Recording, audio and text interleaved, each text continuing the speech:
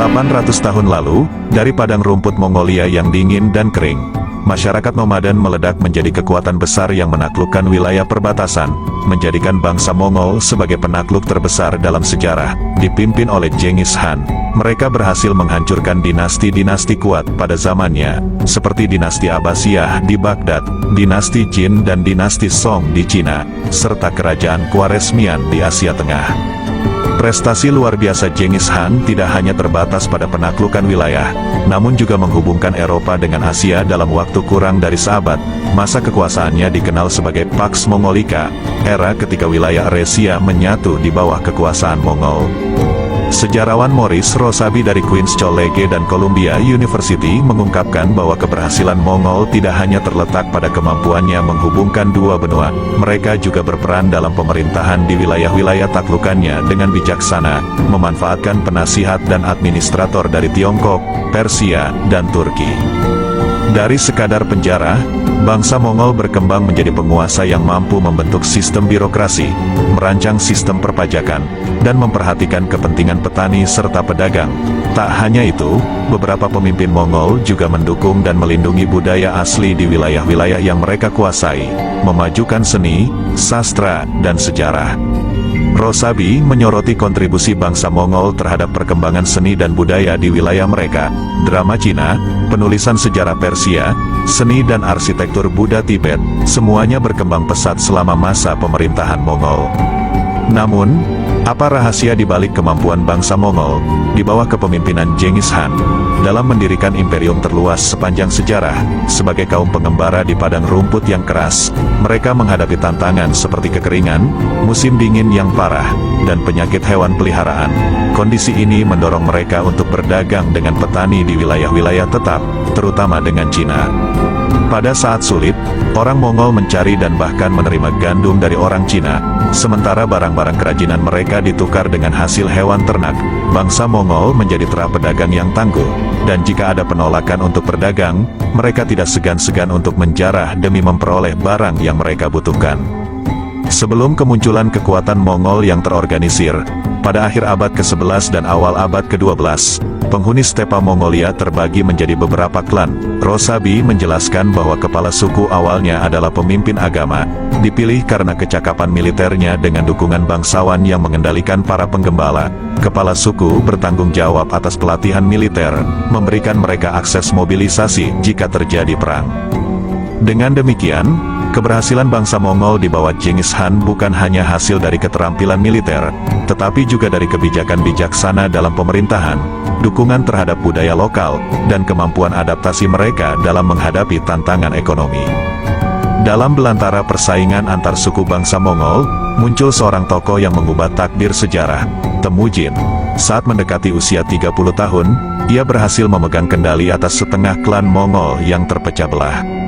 Menurut sejarawan Inggris, John Mann, dalam karyanya yang mengesankan berjudul Genghis Khan, Legenda Sang Penakluk dari Mongolia, pada tahun 1206, Temujin diangkat menjadi Genghis Khan.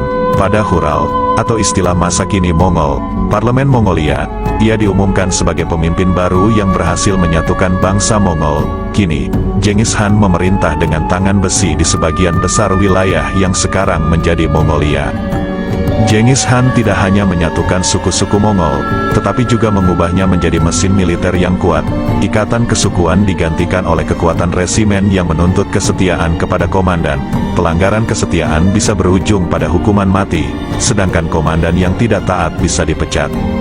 Untuk memastikan kesetiaan, Genghis Khan menciptakan kesatuan pengawal elit terdiri dari 10.000 orang, termasuk anak-anak komandan. Strategi ini unik dan cerdik. Setiap komandan yang berpikir untuk mengkhianati akan mengingat bahwa anaknya adalah tawanan Sang Han, membuat pengkhianatan melibatkan keduanya. Genghis Khan, dengan langkah bijaksananya, sedang membangun jaringan sosial baru yang lebih tahan lama. Menurut John Mann, tujuan utama adalah penaklukan, dan kesetiaan pribadi menjadi fondasi yang kokoh. Tradisi ekspedisi keluar perbatasan menjadi bagian dari warisan pemimpin Mongol. Misalnya, serangan ke Cina adalah bagian dari tradisi yang diwarisi dari generasi ke generasi. Namun, untuk mencapai tujuan ini, persatuan suku adalah suatu prasyarat.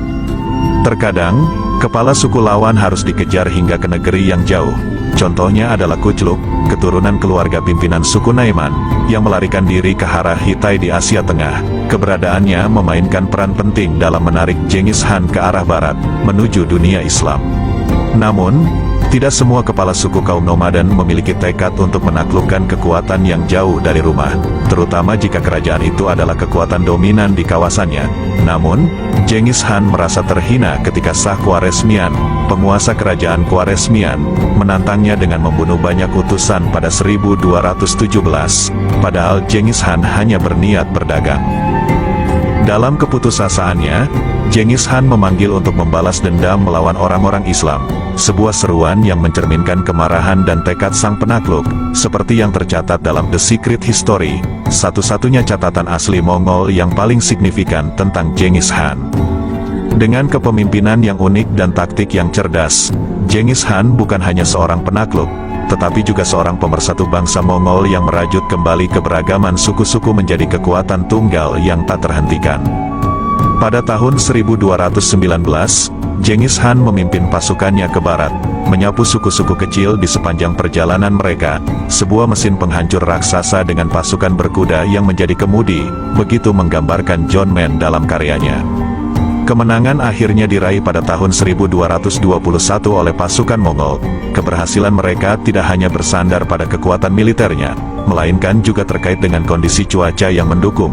Penelitian terkini oleh Neil Pedersen dari Lamont Doherty Earth Observatory, Columbia University, dan Amy Hassel dari West Virginia University membuka rahasia keberhasilan Mongol. Penelitian mereka mengungkapkan bahwa pohon pinus Siberia kerdil yang tumbuh di pegunungan Hangai, Mongolia, memberikan bukti tentang kondisi lingkungan pada masa Kekaisaran Mongol. Cincin tahunan pada batang pohon menunjukkan bahwa pada masa itu, stepa Asia Tengah, yang biasanya dingin dan gersang, mengalami periode terbasah selama lebih dari 1000 tahun.